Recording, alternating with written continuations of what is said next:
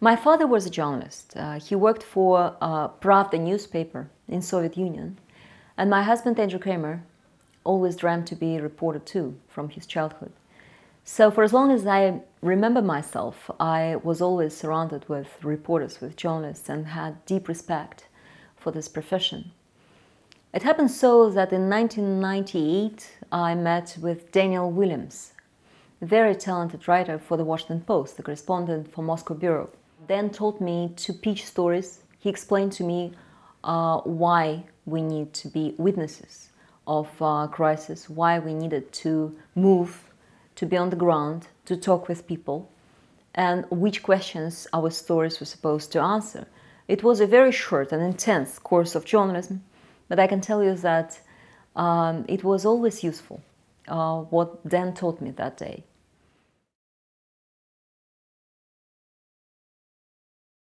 When I first started covering Russia, 15 years ago, it was a different story. Russia was transparent. Russia was really friendly towards the and respected journalist community. Today, Russia is closing. Russia feels attacked by the West, and people are worried talking to especially American journalists.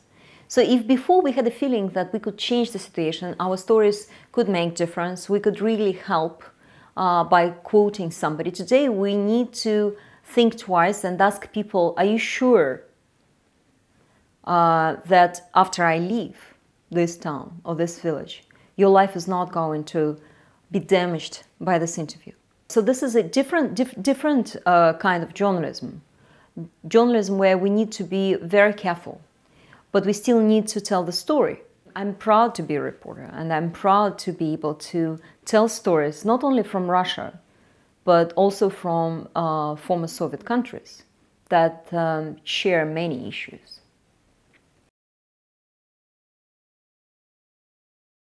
We were detained twice.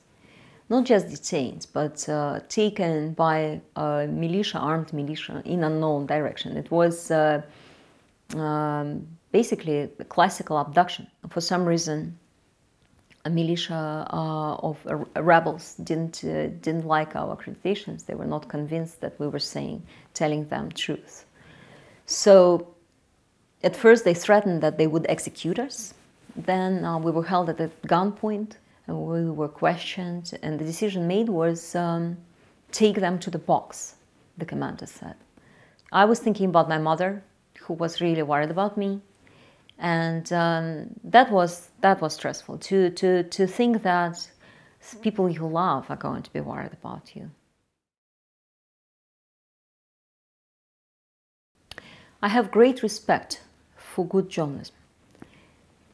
And I'm not thinking about the threats exactly. I think that most of us covering the crisis in North Caucasus or in Ukraine, we take risk. And we take risk when we decide that, especially freelancers, I am a freelancer, I pitch the story. And when I pitch, I realize that I'm ready to take that risk. It is very important to return to the place that you've been to as a reporter, to continue documenting the story.